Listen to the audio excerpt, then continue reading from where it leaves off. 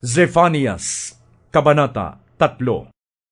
Mapapahamak ang mapaghimagsik na lungsod ng Jerusalem, punong-puno ng mga makasalanan at ng mga pinunong mapang-api. Hindi ito sumusunod kay Yahweh at ayaw tumanggap ng kanyang pagtutuwid. Wala itong tiwala sa kanya at ayaw nitong lumapit sa Diyos upang humingi ng tulong. Ang kanyang mga pinuno ay parang mga liyong umuungal.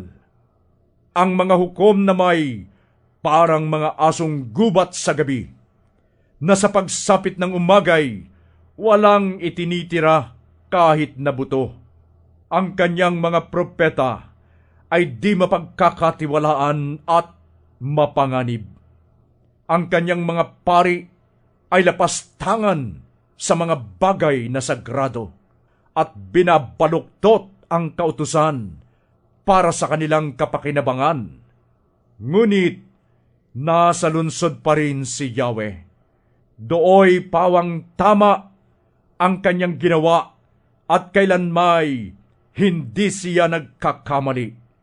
Araw-araw ay walang tigil niyang ipinapakita ang kanyang katarungan sa kanyang bayan. Ngunit hindi pa rin nahihiya ang masasama sa paggawa ng kasalanan. Nilipol ko na ang mga bansa, winasak ko na ang kanilang mga tore at kuta. Sinira ko na ang kanilang mga lansangan, kaya't wala ni isa mang dooy dumaraan. Gibana ang mga lunsod nila, wala nang naninirahan doon, sabi ni Yahweh. Kaya't nasabi ko, tiyak na matatakot na siya sa akin. Tatanggap na siya ng aking pagtutuwid. Hindi na niya ipagwawalang bahala ang mga paalala ko. Ngunit lalo pa siyang nasabik gumawa ng masama.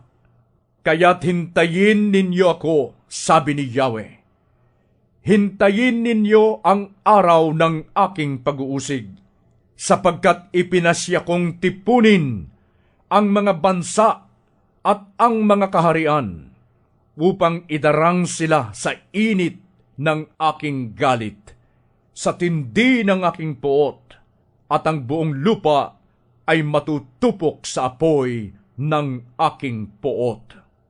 Oo, sa panahong iyon, ay babaguhin ko ang pananalita ng mga tao at bibigyan ko sila ng dilang malinis upang sa kay Yahweh lamang manalangin at sumamba at buong pagkakaisang maglingkod sa Kanya.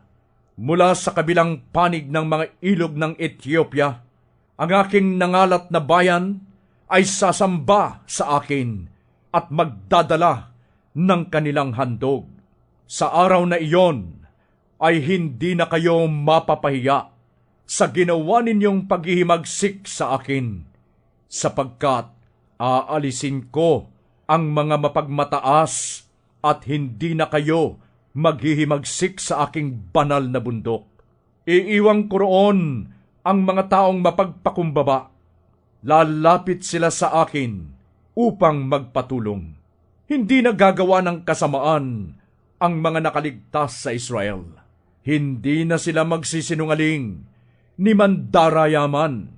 Uunlad ang kanilang buhay at magiging panatag. Wala na silang katatakutan.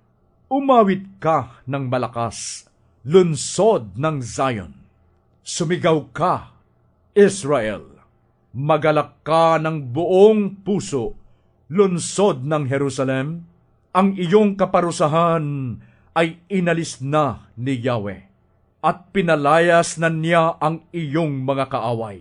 Nasa kalagitnaan mo si Yahweh, ang hari ng Israel. Wala nang kasawiang dapat pang katakutan. Sa araw na iyon ay sasabihin sa Jerusalem, huwag kang matakot, Zion. Huwag kang panghinaan ng loob. Nasa piling mo si Yahweh na iyong Diyos. at ang kanyang kapangyarihan ang magbibigay sa iyo ng tagumpay.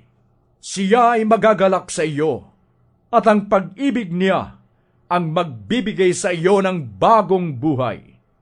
Masaya siyang aawit sa laki ng kagalakan, gaya ng nagdiriwang sa isang kapistahan. Ililigtas kita sa iyong kapahamakan, upang huwag mo nang maranasan ang kahihiyan. Sa panahong iyon ay haharapin ko ang mga umapi sa iyo. Titipunin ko ang mga itinakwil. Papalitan ko ng karangalan ang kanilang mga kahihiyan, at gagawin ko silang tanyag sa buong daigdig. Sa panahong iyon, kayo'y aking titipunin at ibabalik sa inyong tahanan. Gagawin ko kayong bantog sa buong daigdig, at muli kong ibabalik ang inyong kayamanan at kasaganaan. Si Yahweh ang nagsabi nito.